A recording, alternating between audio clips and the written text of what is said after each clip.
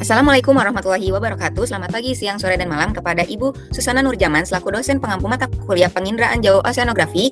Perkenalkan, nama saya Sira Kalista Hedisha Valentine dengan NIM 129240011 bersama rekan saya Reza Yusa Andika dengan NIM 129240029 akan mempresentasikan hasil tugas besar kami yang berjudul Analisis Ekosistem Terumbu Karang menggunakan citra satelit Sentinel-2 untuk penentuan lokasi ekowisata bahari berupa scuba diving dan snorkeling tahun 2026 di Taman Nasional Karimun Jawa, Jawa Tengah.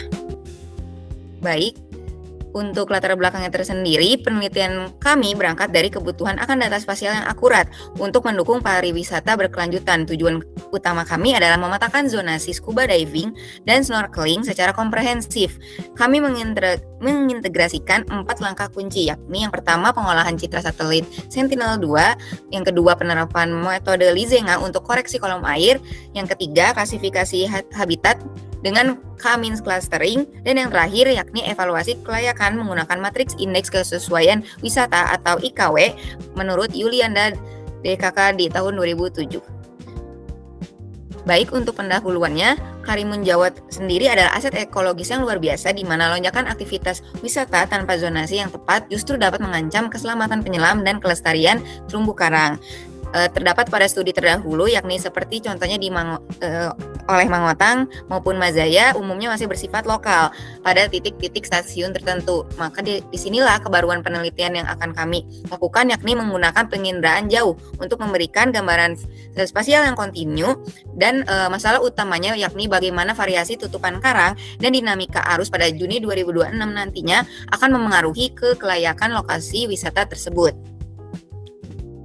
Baik, untuk metodenya yang pertama itu waktu dan lokasi penelitian. Nah, kami memilih untuk waktu kajiannya di awal musim timur, tepatnya di bulan Juni 2026. Mengapa di musim timur? Karena pada periode ini perairan Karimun Jawa cenderung lebih stabil, lalu cerah dan memiliki minim gelombang yang besar, yang merupakan puncak dari kunjungan wisatawan. Namun kami tetap memperhitungkan dari faktor pembatas, yakni seperti kecepatan arus di selat-selat dangkal dan yang lain-lain. Nah, fokus penelitian kami berada pada 2 stasiun utama saja dan beberapa titik dive spot yang tersebar di wilayah kepulauan tersebut.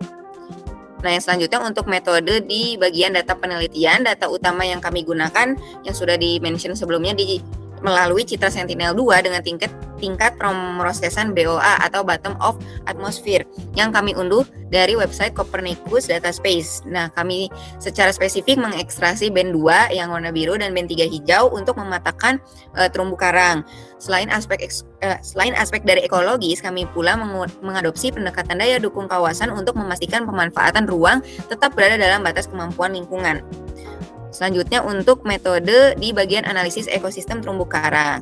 Nah, bagian teknis terpentingnya yakni koreksi kolom air, di mana cahaya yang mencapai dasar laut seringkali terdistorsi oleh kedalaman.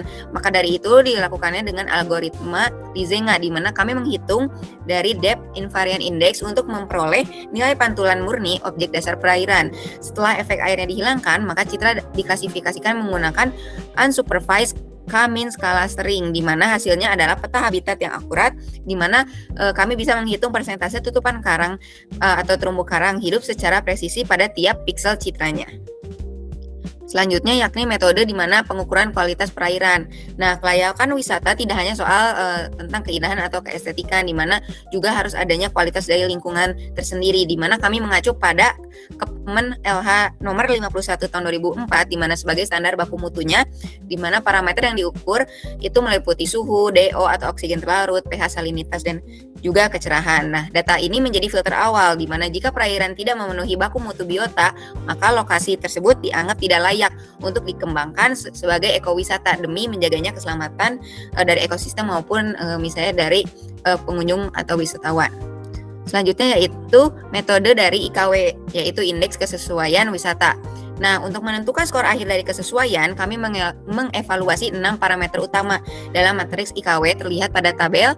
Nah, parameter tersebut dengan bobot tertinggi yakni tutupan terumbu karang sebesar 37,5% yang diikuti oleh kecerahan dan kedalaman. Nah, kami melihat keragaman life form dari karang dan jenis ikan karang sebagai daya tarik visual, serta kecepatan arus juga sebagai faktor keselamatan utama bagi penyelam maupun profesional. Nah, ini tabelnya dikutip dari Yulianda 2007. Nah, selanjutnya yakni metode masih sama IKW juga. Jadi skor totalnya dihitung dengan menjumlahkan hasil perkalian bobot dan skor tiap parameternya. Nah, hasil akhirnya diklasifikasikan ke dalam 4 kelas, yakni mulai yang dari sangat sesuai, sesuai, tidak sesuai, dan sangat tidak sesuai.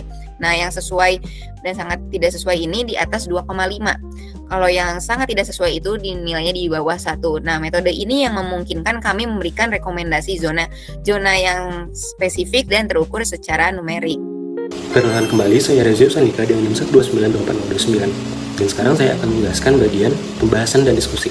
Nah, pada bagian metode sebelumnya, teman saya telah menjelaskan bahwa kami menggunakan algoritma Eisenhower untuk mengurisi kolom air di perairan Karimun Jawa. Dan kami juga menggunakan image clustering untuk mengklasifikasikan terumbu karang, pasir, dan habitat bentik di perairan Karimun Jawa. Nah, berdasarkan hasil pengolahan data di 2 stasiun di daerah kajian Karimun Jawa, kedua stasiun didominasi oleh terumbu karang, di mana terumbu karang di stasiun 2 persentasenya mencapai sekitar 80,3%. Namun untuk stasiun 1, substrat pasirnya cukup tinggi, yaitu sekitar 27,3%. Dan ini menjelaskan bahwa perairan pada stasiun 1 merupakan perairan dangkal dengan aktivitas sedimentasi yang aktif di sekitar lokasi pada stasiun. Sedangkan untuk stasiun 2, substrat pasirnya jauh lebih rendah, yaitu sekitar 13,1%. Sehingga kondisi lingkungan pada stasiun 2 sangat ideal bagi pertumbuhan dan perkembangan terumbu karang. Nah, kami juga mengobservasi parameter kualitas perairan di kedua stasiun. Kami menggunakan parameter suhu, oksigen terlarut, pH, dan salinitas. Nah, untuk suhu sendiri pada kedua stasiun berkisar antara 30,9 sampai 31,8 derajat Celcius. Angka suhu pada kedua stasiun ini sedikit melampaui baku mutu pada rentang 28 sampai 30 derajat Celcius. Namun, menurut Neuro dan kawan-kawan pada penelitiannya tahun 2022, angka ini masih dapat ditoleransi untuk ekowisata jangka pendek. Namun, perlu diwaspadai apabila kondisi ini berlangsung berkepanjangan karena dapat memicu coral bleaching. Nah, untuk oksigen terlarut sendiri atau dosis oksigen pada kedua stasiun berkisar antara 7,5 sampai 10,6 mg per liter. Dan ini memenuhi baku mutu untuk biota laut maupun untuk wisata bahari, di mana angkanya adalah lebih dari 5 dan lebih dari 6 mg per liter. Selanjutnya ada pH yang berkisar antara 7,16 sampai 7,26 yang berada pada rentang baku mutu 7 sampai 8,5. Dan yang terakhir ada salinitas. Untuk salinitas sendiri pada kedua stasiun berkisar antara 30 sampai 31. Namun angka ini di bawah baku mutu, di mana baku mutu sendiri berada pada rentang 33,34. Namun, menurut Nugroho dan kawan-kawan pada penelitiannya tahun 2023, terumbu karang masih dapat bertoleransi untuk salinitas yang berkisar antara 28 sampai 34. Nah, sekarang kita masuk ke dalam indeks kesesuaian wisata atau IKW yang bersumber pada penelitian Yulianda dan kawan-kawan pada tahun 2007. Nah, terdapat 6 parameter untuk indeks kesesuaian wisata scuba diving dan snorkeling, yaitu yang pertama ada tutupan komunitas karang, yang kedua ada kecerahan perairan, yang ketiga ada kedalaman terumbu karang, yang keempat ada jumlah jenis life form karang, yang kelima ada jumlah jenis ikan karang, dan yang terakhir ada kecepatan arus. Nah, pada slide ini kita akan membahas 3 parameter terlebih dahulu. Untuk parameter presentasi kecerahan dan kedalaman terumbu karang, pada kedua stasiun mencapai visibilitas 100% untuk kedalaman 6,1 meter pada stasiun 1 dan kedalaman 9,5 meter pada stasiun 2. Nah, visibilitas yang optimal ini dapat mendukung aktivitas scuba diving dan snorkeling secara maksimal. Dan kedalaman terumbu karang yang berada pada rentang 6-5 meter sesuai untuk kegiatan snorkeling dengan tingkat keamanan yang baik. Nah, untuk kecepatan arusnya sendiri, itu pada stasiun 1 tercatat sekitar 2,3 meter per second dan stasiun 2 lebih tinggi sekitar 11,3 cm per second. Namun, rentang ini tetap masih dalam rentang ideal yang berada pada 0-15 cm per second. Dan kecepatan arus yang ideal ini meminimalkan risiko terbawa arus bagi wisatawan. Nah, ketiga parameter ini mendapat skor maksimal yaitu 3, dan kita akan melanjutkan pada 3 parameter lainnya. Nah, pada slide ini kita akan membahas jumlah jenis life form karang, jumlah jenis ikan karang, dan tutupan komunitas karang yang telah dibahas pada slide sebaran terumbu karang. Nah, untuk jumlah jenis life form karangnya itu sendiri terdapat pada rentang 14 sampai 15 jenis, dan kedua stasiun melampaui standar di atas 12 jenis, sehingga kondisi lingkungan pada kedua stasiun mengindikasikan kondisi ekosistem yang baik dan dapat menarik bagi wisatawan. Nah, untuk jumlah jenis ikannya sendiri itu berada pada rentang 25 sampai 32 genus pada kedua stasiun, dan ini hanya mendapatkan skor 1, di mana rentang skor 1 adalah 20 sampai 50 genus. Rendahnya jumlah jenis ikan karang diduga karena perairan pada kedua stasiun terindikasi adanya kerusakan habitat terumbu karang yang berdampak pada hilangnya fungsi ekologis sebagai spawning ground, industry ground, dan feeding ground menurut Mengotang dan kawan-kawan pada penelitiannya tahun 2023. Dan parameter yang terakhir adalah parameter ketutupan komunitas karang yang menjadi faktor pembeda utama antara kedua stasiun dalam perhitungan indeks kesesuaian wisata, di mana pada stasiun 1 mendapatkan skor 2, yaitu pada rentang 20-75%, sedangkan stasiun 2 lebih tinggi, mendapatkan skor maksimal karena melampaui ambang batas 75%. Nah, pada slide ini ditampilkan skor parameter indeks kesesuaian wisata dari 6 parameter yang telah dijelaskan sebelumnya. Nah, skor-skor yang telah didapatkan pada slide-slide sebelumnya itu dikalikan dengan bobot masing-masing parameter, di mana pada stasiun 1 mendapatkan angka 2,385 dan pada stasiun 2 mendapatkan angka yang lebih tinggi karena tutupan karangnya tadi juga lebih tinggi, yaitu di angka 2,760. Nah, hasil dari kategori klasifikasinya berbeda secara signifikan, di mana pada stasiun 1 klasifikasinya hanya sesuai, sedangkan pada stasiun 2 klasifikasinya itu sangat sesuai. Nah, perbedaan dari kedua kategori klasifikasi ini, seperti yang telah dijelaskan sebelumnya, disebabkan oleh skor tutupan komunitas karang, di mana tutupan stasiun 2 lebih tinggi, yaitu sekitar 80,3%, sehingga memperoleh skor maksimal, sedangkan stasiun 1 hanya di angka 65,1%. Bagi kesimpulan, stasiun 2 yang berada pada barat laut Pulau Karimun Jawa mendapatkan kategori yang sangat sesuai untuk aktivitas ekowisata scuba diving dan snorkeling, sedangkan untuk stasiun 1 yang berada pada tenggara Pulau Karimun Jawa mendapatkan skor sesuai. Nah, kedua stasiun ini sama-sama dinyatakan layak dan aman untuk dikembangkan sebagai destinasi ekowisata bahari, terkhusus untuk scuba diving dan snorkeling, dengan tetap memperhatikan daya dukung ekosistem dan keberlanjutan lingkungan dan keberadaan sebaran terumbu karang pada kedua stasiun ini. Nah, pada referensi kami menggunakan beberapa paper yang menggunakan algoritma Lisinga seperti yang telah kami gunakan sebelumnya.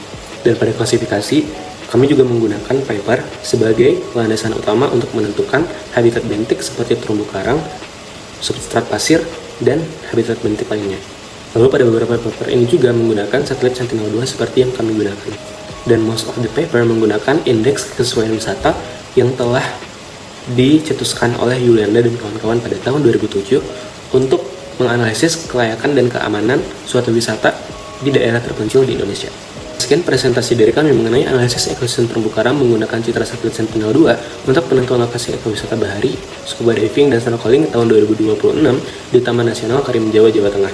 Saya Reza Andika 1292409 dan partner saya Sheryl Kalisari Syafantine 129240111 mengucapkan terima kasih. Wassalamualaikum warahmatullahi wabarakatuh.